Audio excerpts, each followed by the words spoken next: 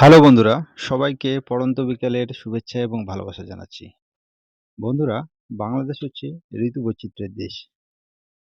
বাংলাদেশের ৬টি ঋতু রয়েছে।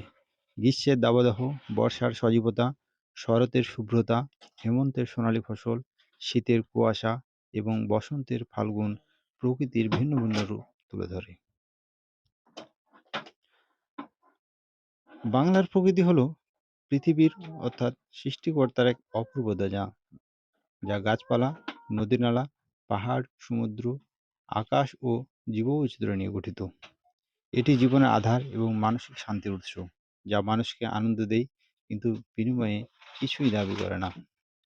শ্যামল বনানী, পাখির ডাক, ঋতু পরিবর্তন এবং সূর্যের আলো ছায়ার মতো খেলা করে প্রকৃতি সৌন্দর্যকে অনন্য করে তোলে। বন্ধুরা, বর্তমানে চলছে শীতকাল। এই শীতকালে চারিদিকে ফসলের সুঘ্রাণ বিরাজমান রয়েছে।